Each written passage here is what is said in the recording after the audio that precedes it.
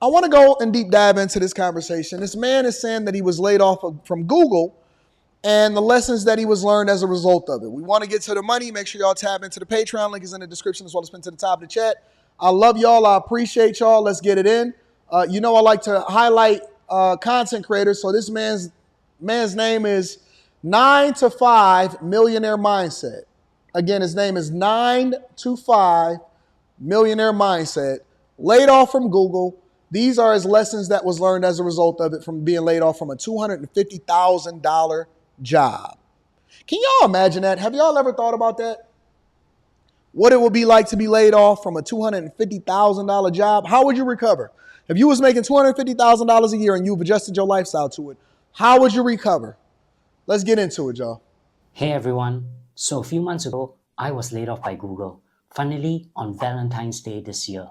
I wasn't ready to share it back then because, to be honest, I was feeling quite devastated by the way that I had to leave my dream job at Google. So now that some time has passed, I'm ready to share with you 5 harsh lessons when dreams become nightmares. Layoff experience, so that you can mentally prepare yourself if you're going through something similar. The first lesson that I've learned is that it is really not your fault. So when I was being laid off, everyone around me was telling me not to take it personally, that it was just a company decision. But I couldn't help myself thinking, if only I did this or if only I prevented that, which is why the first few nights I really couldn't sleep. It was only after a friend in HR explained to me that the objective of a layoff is to save costs, and it's just unfortunate that my job was part of the cost that they wanted to save. So if you're going through a layoff right now, I want to assure you that it is really not your fault, and it had nothing to do with your performance. Also, speaking as a people manager who has hired and fired people before, if you were indeed performing poorly, the company would have just fired you because it would have been cheaper and less impact to the overall company morale. The second lesson is that the layoff process was never going to be fair. Because a layoff has nothing to do... Let me deal with this first point. This is not your fault. It's not your fault. He is absolutely correct. I agree with that 100%. But the problem with the conversation is that I think a lot of times when they say it's not personal, that's where people start to get upset because they want you to look at it objectively as far as you losing your job. But the reality is that anytime that I lose some money, it's personal. It's always personal. It's always personal. People that say it's just business, it's not personal, that's just corporate talk. The reality is that when you get laid off and you lose the ability to be able to provide for your family and you got to try to figure it out, it may not be personal for them, but it's always going to be personal for you. And so don't think that it's not personal. It's not personal for them because they only looking at you as a number, but it's always going to be personal for you. So take everything that you do personally and then learn from it. That's the real lesson that comes from that. He said it's never going to be fair. Let's get into the second point. Is that the layoff process was never going to be fair. Because a layoff has nothing to do with a poor performance, the opposite could happen as well. And that is you're being laid off even though you're a good performer and a loyal employee. And that feeling of unfairness, it will start to grow and eat you inside when you start to notice that less experienced employees or less essential teams were less impacted. And you start thinking, hey, I contributed more to this company. In my case, I worked in Google for the last 8 years in a sales team covering Singapore. We had a lot of talented people from all over the world working in that team. So I had to climb the ranks. And I'm proud to say that eventually I was promoted as the only Singaporean manager in that team. In some sense, you could say that I was feeling entitled because every other leader in my team was not originally from Singapore and I had the most local knowledge. That's why I was so shocked to find out that I was also laid off. Now don't get me wrong, Google treated me in the most professional way. I'm just saying that a layoff can still feel illogical and your loyalty and your years of experience does not entitle you to feeling fair. I think a lot of people forget that when you working in corporate America, not just corporate America, just business in general, ain't no such thing as fair. The only time that you hear that conversation happen is from people that ain't never had nothing, people that ain't never excelled and understand how it is that you level up in corporate America. And then third, people that live in a position or work at a position at a company that doesn't require you to actually have to grind and separate yourself from everybody else in order to justify whether or not you deserve the position. So I'll give you an example, right? When I see people say equal work for equal pay, I know that you might need a union. You might work at a plant. You may work at a steel mill. You may work at an auto manufacturer. You may work at, somewhere where it's not as big. But I've understood that life ain't fair, especially when it comes to corporate America. And more importantly, it's more important for you to be a cultural fit than you to be great at your job. And so all of the things that you think that set you apart from everybody else is really going to be your undoing because you get too comfortable thinking that that's the thing that's going to allow for you to keep your job. None of the things that you're doing is going to allow for you to keep your job whatsoever. None of the things, listen, I'm always, and when I say always, I mean absolutely always. I am always prepared. In every single capacity, I am always prepared for the possibility of losing my job. That don't mean that I don't think that I'm going to get paid. It don't mean that I'm not going to perform well. It don't mean that I'm not going to be great at what I do. But I am always in a position and preparing myself for the possibility of what if. That way I'm never surprised. I'm preparing myself with extra income. I'm preparing myself with making sure that I'm not exceeding my lifestyle budget. I'm preparing myself and making sure that I'm not dependent on you in order to be able to survive. I'm always, and then maybe this is just a manly mindset, because it's always a boom and bust cycle in every single industry, whether you're in automotive, technology, there's going to be ups and downs. I personally don't know anybody that at some point didn't lose a job or get laid off. Throughout this whole process. I don't know anybody, not one person in my lifetime, not one working adult. Nope, I take that back. No, I don't. Now that I'm thinking about it, because even they got laid off, but they just got rehired back into the company once the fortunes of the company turn back around. I don't know anybody. If you are a working adult and you've never been laid off in your entire life, you are a unicorn. You are an anomaly. You should very much expect, shout out to my girl Messi and shout out to her granny. You should very much expect, be planning for, preparing yourself for, and then also leveraging the opportunity to continue to get a better position if you get laid off. I often say, don't let them lay you off, you lay them off. Why are y'all waiting for a company to lay you off? Why are you not putting yourself in a position to then take advantage of the severance pay and then be leapfrogging into the thing that you already got in motion? Why you ain't in a position to where you ultimately are within a 2 to 3 year time span already looking for a different position because they're going to pay you more to leave? This is business. You got to look at it the same way that they treat you. This is 100% business. This ain't personal. When I leave this job today, this is business. This is not personal. I got to do the thing that's in the best interest of my family. Thank you for the super chat. After a layoff, it's also common for you to see CEOs get paid millions in bonuses because they have helped the company save so much money. The managers that laid you off, they may also subsequently get promoted because they displayed strong leadership during a tough layoff period. So all of this can feel really unfair, and I really struggled to accept it.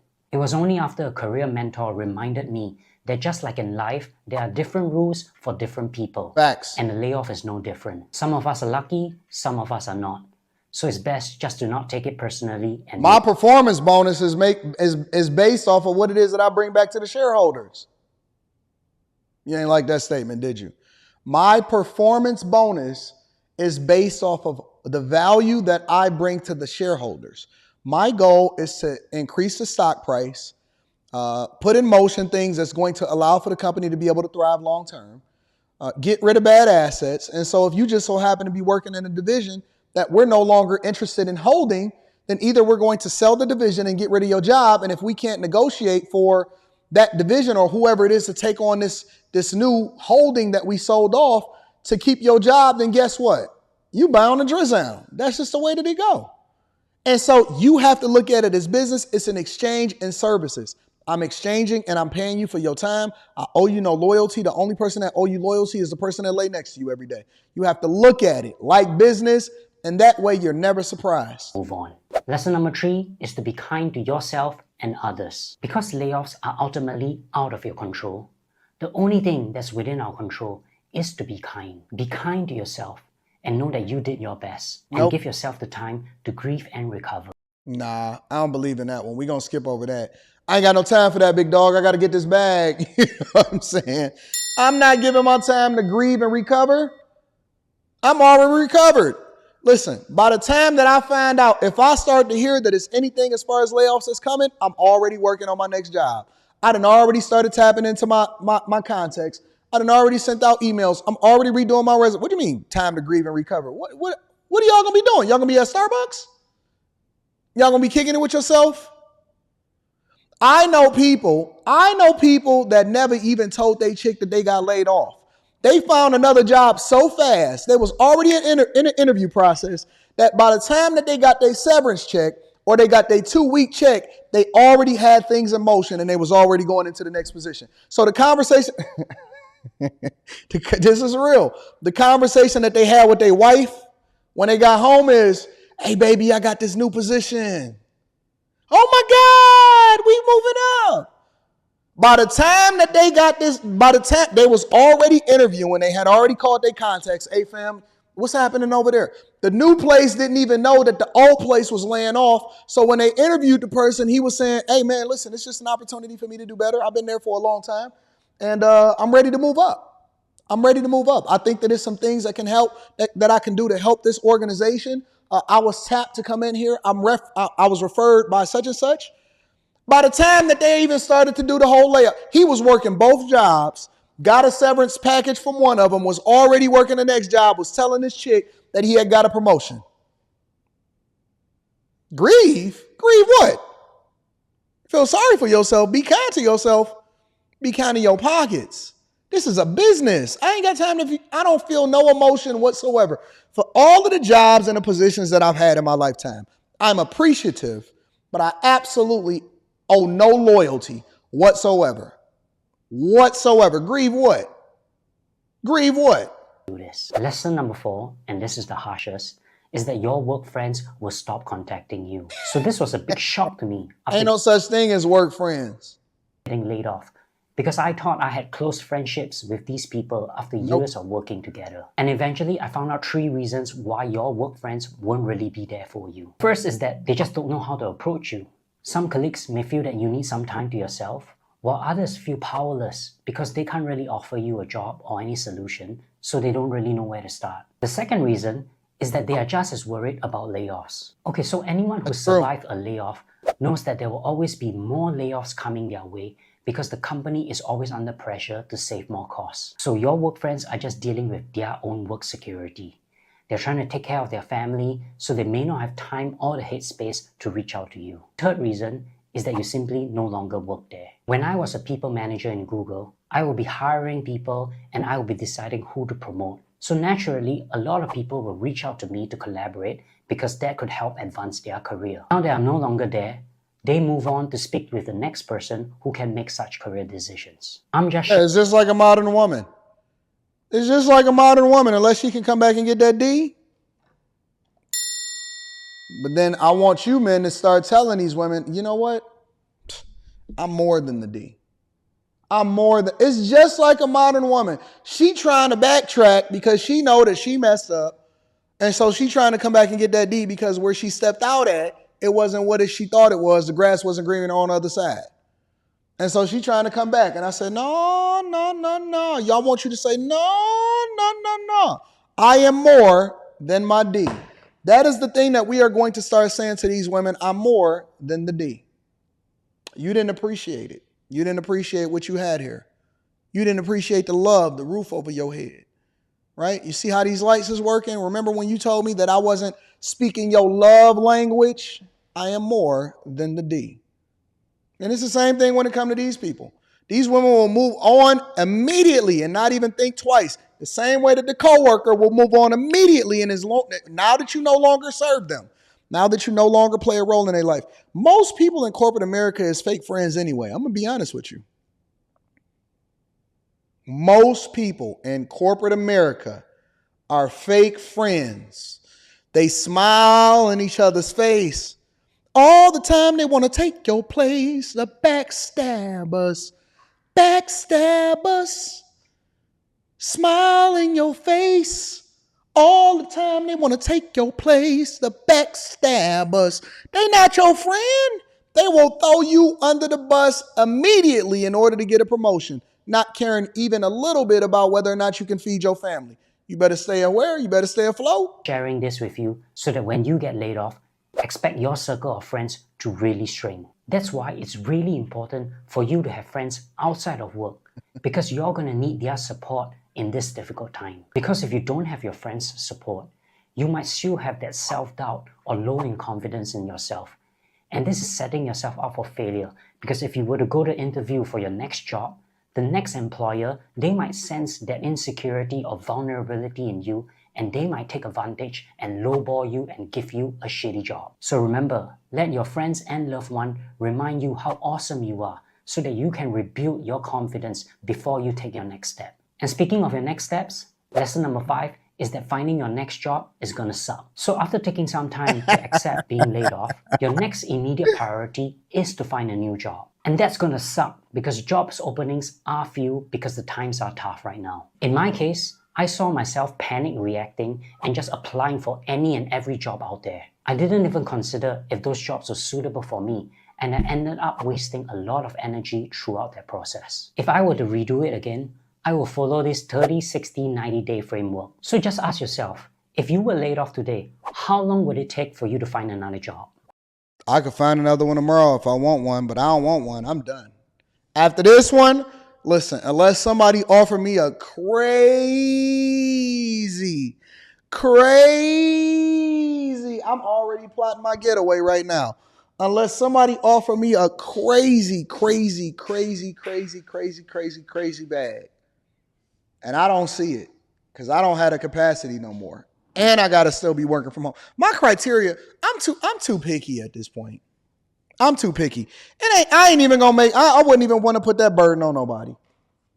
I wouldn't even want to put that burden on nobody, because the criteria that you would have to meet in order for me to be accepted at your organization would absolutely be wrong. Don't even offer me no position. I got to be down bad. I got to then lost everything to take another position somewhere that don't have nothing to do with content creation.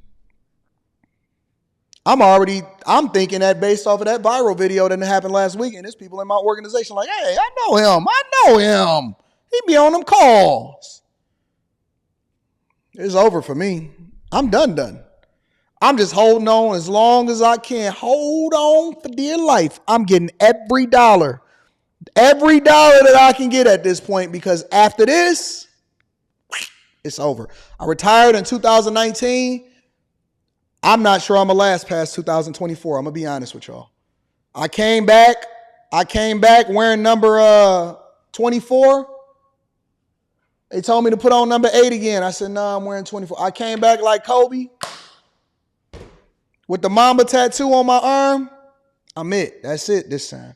That's it. After this, I'm done. I'm done. At 42 years old, I got nothing left to give, big dog. I got to be really down on my luck to take another position. I don't care about the benefits. I don't care unless you're giving me some crazy equity. I don't even want to negotiate. Don't even talk to me about a base salary no more. Make my base salary 0, pay me all in equity. That's what my requirement will be. I want all equity, 100%. I want all of my bonuses in equity.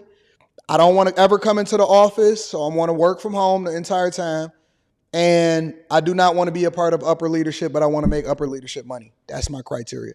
And I don't think that there's a company in the United States of America that can meet that expectation. So I'm done. That's it for me. If I wind up losing my position in some capacity, and I'm already planning my exit. I've been planning my exit for the last 2 years. I'm serious this time. 2024, I'm getting out of the game. I'm getting out. Before 2025, I plan on being out of the game. You're hearing it right now. Before 2024, look, I'm right here. I'm still in the game right now. I'm still in the game. I'm on corporate America right now, still in the game. Look, a lot of y'all ain't familiar. Got the Zoom meetings. See the Zoom meetings right there? Not the Zoom meetings, the Microsoft Teams meetings. That's it. I'm out of the game.